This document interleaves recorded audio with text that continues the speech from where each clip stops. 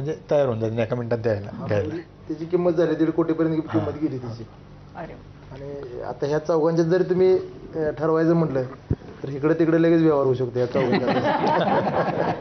म्हणून दादा मध्ये बसलेत.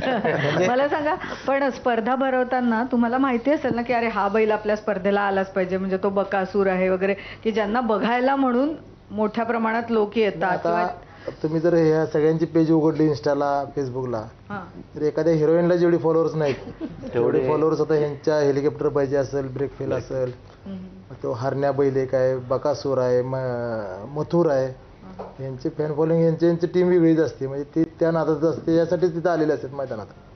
नाही, पण आपल्याकडं एकूण मधल्या काळामध्ये ह्या शर्यतींनाही खूप विरोध झाला, फार सुप्रीम कोर्टापर्यंत गेला. आणि त्याच्यामध्ये प्राणीमित्र जे आहेत त्यांचे आक्षेप जे आहेत या सगळ्या स्पर्धांच्या बद्दल, त्याच्यामध्ये बैलांना जनावरांना मिळणाऱ्या वागणुकीच्या बद्दल, त्यांना दिल्या जाणाऱ्या यातनांबद्दल, तर त्यातनं आता आपण बाहेर आलोय का? 100% बिलकुल. प्राण्याला आता कुठलाही देशी गाई संपत आलेली पूर्ण, आता परत आणि वाढायला चालू झाली. नाही, पण नाही, साहेबांचा जो प्रश्न आहे ना, किंवा जे जनावरला म्हणजे बैलांना जो त्रास होत होता आणि त्याच्यामुळं हायकोर्टात गेले आणि बंदी आली होती. जवळपास 8-9 वर्ष बंदी होती त्याच्यामध्ये. आणि त्या कालावधीमध्ये ज्यांच्याकडे बैल होते ते शून्यावर आले एकदम. म्हणजे जनावर गोठ्यात राहून त्याची प्रॅक्टिस नाही, काही नाही. आणि ते ज्याचं मार्केट पूर्ण ठप्प झालं होतं, म्हणजे शेतकऱ्याचं मार्केट आहे बैलांचं. परंतु आता जो आहे ना तो पूर्णपणे सुप्रीम कोर्टाची गाईडलाईन पूर्णपणे फॉलो करूनच. पण काय त्याच्यामध्ये महत्वाचे काय, तुम्हाला बैल हे सांभाळण्यासाठी काय गाईडलाईन्स आहेत, तुम्ही काय पद्धतीनं तुम्हाला त्याची निगा ठेवायला लागते? हे बघा, त्यांनी गाईडलाईन देताना असं म्हटलंय की बैला चाबूक, आरी, जे काही त्याचा चावा घेणे, त्याला त्रास देणे, ह्या कुठल्या गोष्टी करायच्या नाही स्पर्धेच्यामध्ये.